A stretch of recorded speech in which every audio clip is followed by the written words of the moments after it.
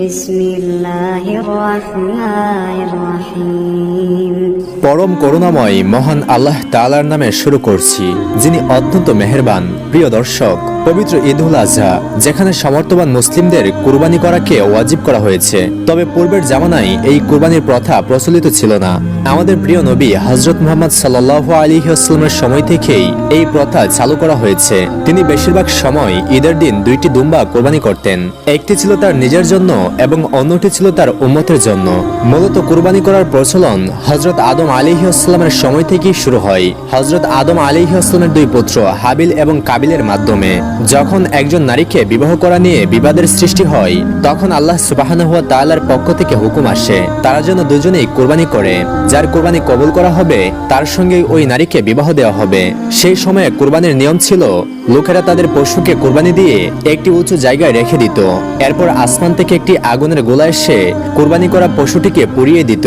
হাবিল এবং কাবিল ঠিক একই কায়দায় কুরবানি দিয়েছিল। হাবিল একটি ভেড়া কুরবানি করেছিল এবং সেই জবাই করা ভেড়াটিকে পাহাড়ের চূড়ায় রেখে দিয়েছিল।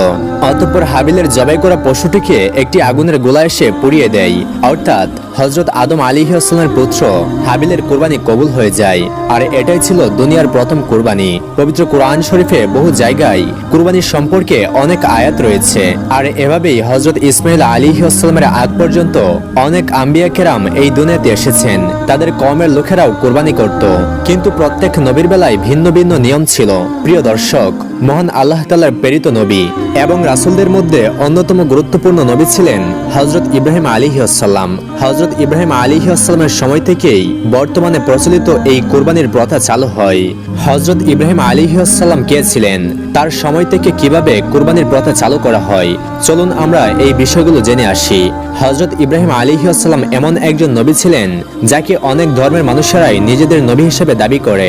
যেমন ইহুদিরা বলে হযরত ইব্রাহিম আলাইহিস সালাম তাদের নবী, খ্রিস্টানরা বলে হযরত ইব্রাহিম আলাইহিস সালাম তাদের নবী এবং মুসলিমরা বিশ্বাস করে হযরত ইব্রাহিম আলাইহিস সালাম তাদের নবী। ইহুদিরা হযরত মুসা আলাইহিস সালামকে তাদের শেষ কিতাবপ্রাপ্ত নবী মনে করেন এবং হযরত সুলাইমান আলাইহিস সালামকে শেষ নবী হিসেবে দাবি করেন। অন্যদিকে খ্রিস্টানরা হযরত ঈসা আলাইহিস সালামকে আল্লাহর পুত্র বলে দাবি করে, কিন্তু তারা সবাই হযরত মুহাম্মদ সাল্লাল্লাহু আলাইহি ওয়াসাল্লামকে অস্বীকার করে।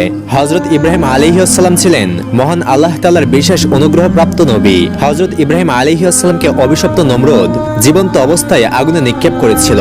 এরপর মহান আল্লাহ তাআলা সেই আগুন থেকে হযরত ইব্রাহিম আলাইহিস সালামকে সম্পূর্ণ নিরাপদ রাখেন।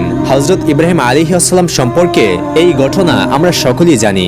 এবার চলুন আমাদের কুরবানির প্রথা কিভাবে চালু হয়েছে সেই বিষয়ে জানা যাক। নীরব নিস্তব্ধ রজনী, রাতের গভীর আধারে ঘুমিয়ে আছেন জাতির পিতা হযরত ইব্রাহিম আলাইহিস সালাম। এমন সময় তিনি স্বপ্নে দেখলেন কে যেন তাকে বলছেন, হে ইব্রাহিম, তুমি কুরবানি করো। ইব্রাহিম আলাইহিস সালাম এই স্বপ্ন দেখে জেগে উঠলেন। পরদিন সকালে তিনি 100 উট আল্লাহর রাস্তায় কুরবানি করলেন। পরদিন আবার তিনি ঘুমিয়ে আছেন। এবার বেশি এলো সেই দৈববাণী, কে যেন তাকে বলছেন, হে ইব্রাহিম, তুমি আল্লাহর রাস্তায় কুরবানি করো। পরদিন সকালে হযরত ইব্রাহিম আলাইহিস সালাম আরো 100 উট কুরবানি করলেন। কিন্তু হাই, মনে হলো আল্লাহ রাব্বুল আলামিনের দরবারে তার এই কুরবানি কবুল হয়নি। তারপর দিন তিনি আবার যখন ঘুমিয়ে আছেন, তখন আবার ভেসে এলো সেই দৈববাণী, হে ইব্রাহিম, তুমি আল্লাহর রাস্তায় তোমার সবচেয়ে প্রিয় বস্তুকে কুরবানি করো। পরদিন সকালে হযরত ইব্রাহিম আলাইহিস সালাম ভাবতে লাগলেন, আমি পরপর 2 দিন 200 উট আল্লাহর রাস্তায় কুরবানি করলাম, তবুও কি আল্লাহ তা কবুল করলেন না? তাহলে তিনি কি চান আমার কাছ থেকে? অনেক ভাবার পরে তিনি বুঝলেন আল্লাহ রাব্বুল আলামিন তাকে স্বপ্নে বলছেন, হে ইব্রাহিম, তুমি তোমার জীবনের সবচেয়ে প্রিয় বস্তুটিকে আমার রাস্তায় কুরবানি করো। এই পৃথিবীতে হযরত ইব্রাহিম আলাইহিস সালামের সবচেয়ে প্রিয় বস্তু ছিল তার সন্তান ইসমাঈল আলাইহিস সালাম। ইব্রাহিম আলাইহিস সালাম যখন 86 বছর বয়সে উপনীত হন, তখনই তার গৃহে জন্ম নেয় এই সন্তান।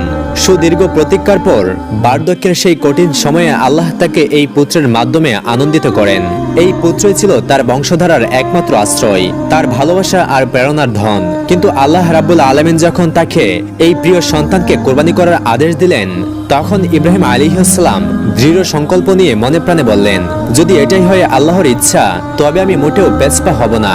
আল্লাহর সন্তুষ্টি লাভের পথে দুনিয়ার কোনো কিছুই আমার জন্য বাধা হয়ে দাঁড়াতে পারবে না। এরপর তিনি আল্লাহর আদেশ পালনের সিদ্ধান্ত নিলেন। একাগ্রচিত্তে প্রস্তুতি নিলেন একটি কঠিন পরীক্ষার। নিজের একমাত্র পুত্র ইসমাইলকে কুরবানি করার জন্য তিনি দৃঢ় মনোবল নিয়ে এগিয়ে গেলেন। তার মনে একটি লক্ষ্য, আল্লাহর সন্তুষ্টি।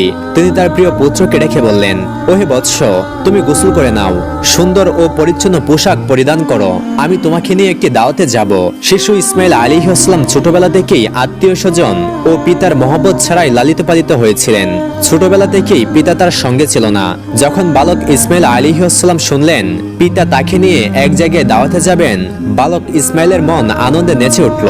তখন তিনি মাতা হাজারের কাছে গিয়ে বললেন, আম্মাজান, আম্মাজান, আপনি কি শুনেছেন? আব্বাজান আমাকে বলেছেন আমাকে নিয়ে তিনি নাকি এক জায়গায় দাওয়াত খেতে যাবেন। ও আম্মাজান, আপনি তাড়াতাড়ি করে আমাকে গোসল করিয়ে দিন আর উত্তম পোশাকে সজ্জিত করে দিন, আমি আব্বার সাথে দাওয়াত খেতে যাব। আমার যে আর সইছে না। তখন বিবি হাজরা বললেন, সত্যিই কি তিনি তোমাকে দাওয়াতে নিয়ে যাবেন? হযরত ইসমাইল আলাইহিস সালাম বললেন, আপনি তাকে জিজ্ঞাসা করে দেখুন না। এরপর বিবি হাজরা আলাইহিস সালাম হযরত ইব্রাহিম আলাইহিস সালামকে জিজ্ঞাসা করলেন, ও আমার প্রাণের স্বামী, আমি শুনলাম আপনি নাকি ইসমাইলকে নিয়ে একটি দাওয়াতে যাবেন। ইব্রাহিম আলাইহিস সালাম বললেন, ও হাজেরা, তুমি ঠিকই শুনেছ, ইসমাইলকে গোসল করিয়ে সুন্দর পোশাকে সুসজ্জিত করে দাও, আমি তাকে নিয়ে এক দাওয়াতে যাব। প্রিয় দর্শক, অনেকের মনে হতে পারে হযরত ইব্রাহিম আলাইহিস সালাম আল্লাহর নবী হয়ে বিবি হাজরা ও ইসমাইল আলাইহিস সালামের সাথে একটি মিথ্যা কথা বলেছেন, কিন্তু মূলত জাতির পিতা ইব্রাহিম আলাইহিস সালাম তাদের সাথে মিথ্যা কথা বলেননি। গভীরভাবে যদি চিন্তা করা যায় তাহলে ইব্রাহিম আলাইহিস সালামের এই কথাটি সঠিক ও বাস্তবসম্মত ছিল। কেননা তিনি তো ইসমাইল আলাইহিস সালামকে নিয়ে আল্লাহর একটি দাওয়াতে যাচ্ছিলেন। এরপরে বিবি হাজরা আলাইহিস সালাম বালক ইসমাইলকে উত্তম রূপে গোসল করিয়ে সুন্দর পোশাকে সুসজ্জিত করে দিলেন। অতঃপর তাকে স্বামীর হাতে তুলে দেওয়ার পূর্বে বললেন, হে আমার প্রাণের স্বামী, ইসমাইলকে আমি ছোটবেলা থেকেই এই পর্যন্ত লালন পালন করেছি, কিন্তু এর মধ্যে আমি তাকে একটি বারের জন্য আমার দৃষ্টির আড়াল করিনি। ও আমার প্রাণের স্বামী, আপনি সবসময় তাকে দেখে রাখবেন, কখনোই আপনি তাকে আপনার চোখের আড়াল করবেন না। যতক্ষণ পর্যন্ত না আপনি আর ইসমাইল আমার কাছে ফিরছেন ততক্ষণ পর্যন্ত আমি উদ্বিগ্ন হয়ে থাকব এবং আপনাদের পথ পানে চেয়ে থাকব। হযরত ইব্রাহিম আলাইহিস সালাম বিবি হাজরার এই কথা শুনে কোনো কিছুই উত্তর করলেন না। তার হৃদয়ের মধ্যে এক তুফান বয়ে যাচ্ছিল। তিনি মুখ ফুটে কোনো কথা বিবি হাজরাকে বলতে পারছিলেন না।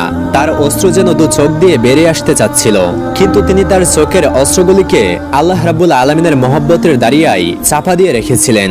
এরপরে হযরত ইব্রাহিম আলাইহিস সালাম বালক ইসমাইলকে নিয়ে চলতে লাগলেন মিনার পাহাড়ের দিকে। অভিশপ্ত ইবলিস যখন দেখল জাতির পিতা হযরত ইব্রাহিম আলাইহিস সালাম আল্লাহ রাব্বুল আলামিনের আদেশ পালন করার জন্য তার একমাত্র পুত্র সন্তানকে জবেহ করার জন্য দৃঢ় সংকল্প করেছেন, তখন তার আর সহ্য হলো না। সে বলতে লাগলো, হায় রে, আমি ইবলিস, মানব জাতির জন্য আমি বেহেশত থেকে বহিষ্কার হয়েছি, আমি চিরমর্দুদ ও জাহান্নামী হয়েছি। আর সেই মানব জাতির একজন সন্তান ইব্রাহিম আল্লাহ তাআলার আদেশ পালন করে তার প্রিয় ভাজন হবে, এটা আমি কিভাবে সহ্য করব? কোনোভাবেই এটা হতে দেওয়া যাবে না। যে করেই হোক ইব্রাহিমকে এই কাজ থেকে ফিরিয়ে রাখতেই হবে। এমন সংকল্প নিয়ে ইবলিস তার চূড়ান্ত ও ষড়যন্ত্র বাস্তবায়নের জন্য সর্বপ্রথম হাজরা আলাইহিস সালামের কাছে একজন ভালো মানুষের বেশে উপস্থিত হলো। বিবি হাজরা আলাইহিস সালামের কাছে গিয়ে ইবলিস বলল, ও হাজরা, তুমি কি জানো তোমার স্বামী ইব্রাহিম তোমার সন্তানকে কোথায় নিয়ে যাচ্ছেন? বিবি হাজরা আলাইহিস সালাম বললেন, কেন? তিনি তো তাকে একটি দাওয়াতে নিয়ে যাচ্ছেন। ইবলিস বলল, আমি এতদিন ঠিকই শুনেছি নারী জাতি অত্যন্ত সহজ সরল ও ভোলাবালা, তাদেরকে যে কোনো মিথ্যা কথা বলে ও প্রতারণামূলক কথা বলে ধোঁকা দেওয়া যায়। তোমার স্বামী তোমাকে ধোঁকা দিয়েছে। বিবি হাজরা আলাইহিস সালাম শয়তানের মুখে এই কথা শুনে বললেন, তুমি কেমন কথা বলছো? আমার স্বামী আল্লাহর নবী, তিনি কিভাবে আমাকে ধোঁকা দিতে পারেন? আমি তোমার কথা বিশ্বাস করি না। আর সত্যি করে বলো তো, তুমি কে? কি উদ্দেশ্যে আমার স্বামীর বিরুদ্ধে আমাকে প্ররোচিত করছো? তুমি এখনই আমার কাছ থেকে দূর হয়ে যাও। ইবলিস তখন বলল, হে হাজরা, এখন তো তুমি অত্যন্ত তেজের সাথে কথা বলছো, কিন্তু কালকে যখন দেখবে সত্যিই ইব্রাহিম তার সন্তান ইসমাইলকে জবেহ করে দিয়েছে, তখন দেখা যাবে তোমার এই তেজ কোথায় থাকে। বিবি হাজরা এবার বিরক্ত হয়ে বললেন, আচ্ছা তুমি কি বলতে চাচ্ছ, একটু খুলে বলো।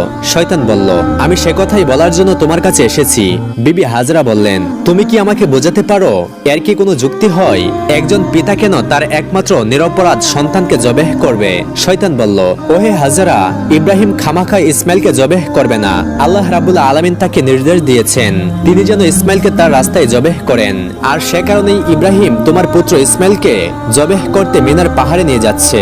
এখনো সময় আছে, তুমি তাড়াতাড়ি করে ইসমাইলকে তার হাত থেকে রক্ষা করো, নইলে দেখবে ইব্রাহিম তোমার পুত্র ইসমাইলকে আল্লাহর আদেশ পালন করতে গিয়ে জবেহ করে দিয়েছে।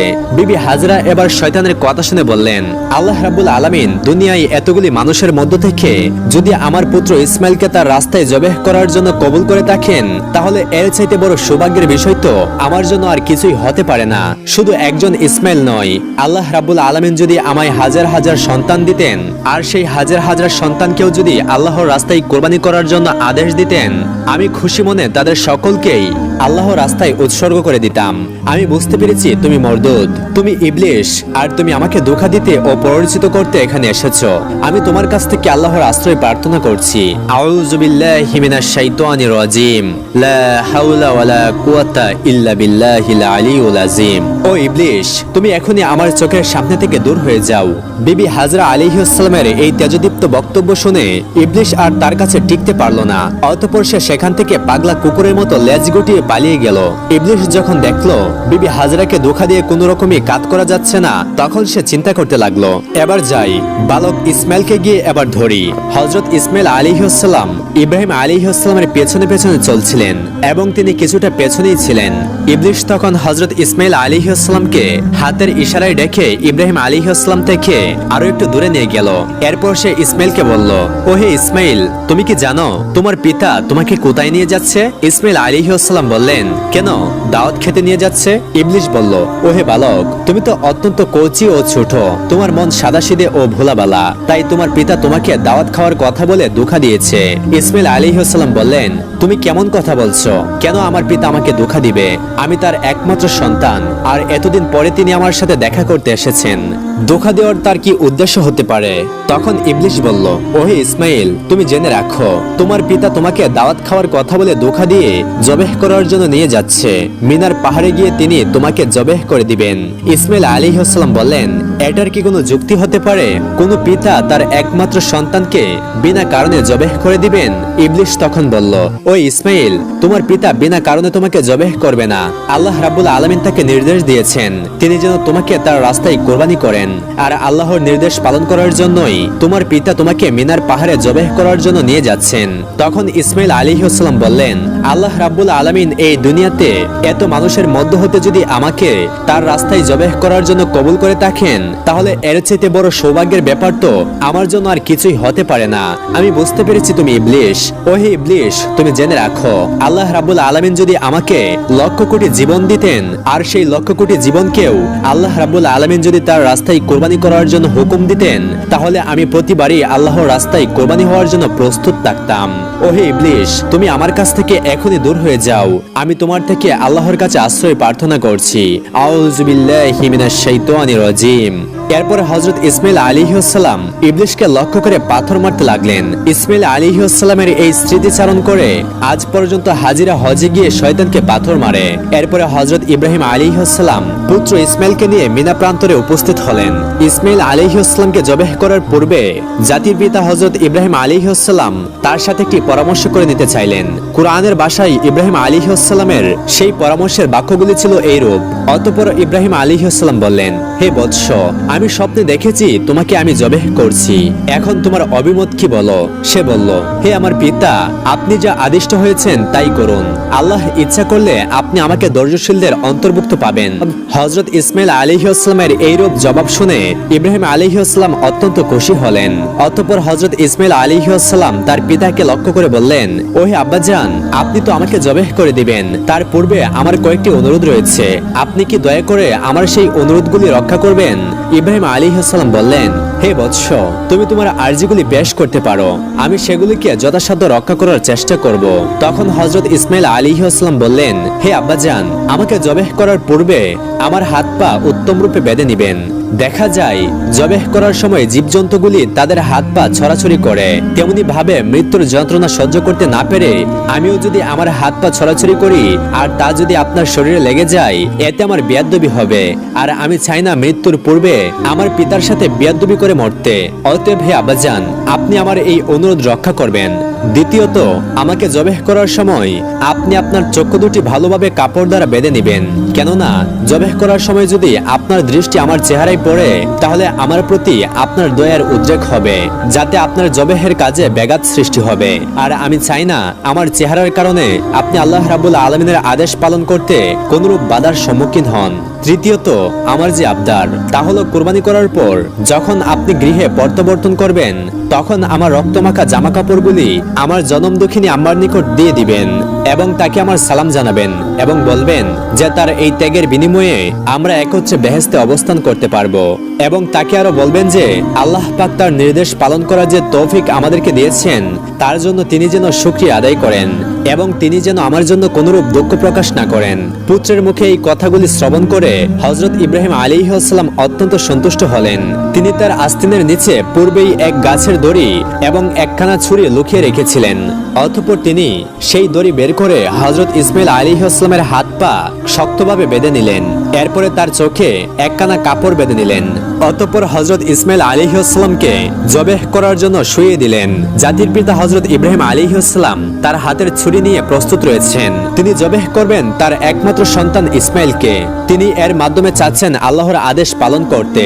তিনি সংকল্প করেছেন আল্লাহর আদেশ পালন করতে তাকে পৃথিবীর কোনো শক্তি বাধা দিতে পারবে না। পিতা তার পুত্রের গলায় ছুরি চালিয়ে দিবেন আল্লাহর প্রেম ও মহব্বতে মাতোয়ারা হয়ে। এই দৃশ্য দেখে আসমান ও জমিনের ফেরেশতারা প্রকম্পিত হয়ে যাচ্ছে। তারা আল্লাহর তাসবিহ ও পবিত্রতা ঘোষণা করে যাচ্ছে। অতঃপর হযরত ইব্রাহিম আলাইহিস সালাম পুত্র ইসমাইলের গলায় ছুরি চালাতে যাবেন। এমন সময় আল্লাহ রাব্বুল আলামিন ছুরিকে নির্দেশ দিলেন, হে ছুরি, তুমি চলার ক্ষমতা হারিয়ে ফেলো। তুমি আমার প্রিয় বান্দার গায়ে একটু আঘাত করতে পারবে না। খবরদার, তুই ইসমাইলের গলার একটি পশমও কাটবি না। তুই যদি ইসমাইলের গলার একটি পশম পর্যন্ত কাটিস তাহলে আমি তোর জন্য জাহান্নামের আগুনকে অবধারিত করে দিব। অতঃপর হযরত ইব্রাহিম আলাইহিস সালাম বিসমিল্লাহ বলে পুত্র ইসমাইলের গলায় ছুরি চালিয়ে দিলেন। কিন্তু ছুরি তো পূর্বেই আল্লাহর নির্দেশ পেয়েছে। সে আল্লাহর ভয়ে ভীত হয়ে ইসমাইল আলাইহিস সালামের গলার একটি পশমও কাটল না। ইব্রাহিম আলাইহিস সালাম বারবার ইসমাইল আলাইহিস সালামের গলায় ছুরি চালাচ্ছেন, কিন্তু কোনরূপেই তিনি তার গলা কাটতে সক্ষম হচ্ছিলেন না। তখন হযরত ইসমাইল আলাইহিস সালাম পিতাকে বললেন, আব্বাজান, আপনি সম্ভবত আমার স্নেহের প্রভাবে প্রভাবিত হয়ে জোরে ছুরি চালাতে পারছেন না। ওহে আব্বাজান, আপনি আপনার গায়ের সমস্ত শক্তি দিয়ে ছুরি সঞ্চালন করুন। আমরা যদি আল্লাহ রাব্বুল আলামিনের আদেশ পালন করতে ব্যর্থ হই তাহলে আমাদের দুজনকে জবাবদিহি করতে হবে। ইসমাইল আলাইহিস সালামের এই কথা শুনে পুনরায় হযরত ইব্রাহিম আলাইহিস সালাম তার গায়ের সমস্ত শক্তি দিয়ে তার গলায় ছুরি চালাতে লাগলেন। কিন্তু তারপরও ছুরি হযরত ইসমাইল আলাইহিস সালামের একটি পশমও কাটল না। অনেকক্ষণ ধরে এভাবে ছুরি চালানোর পরে হযরত ইব্রাহিম আলাইহিস সালাম একেবারে বিরক্ত হয়ে গেলেন।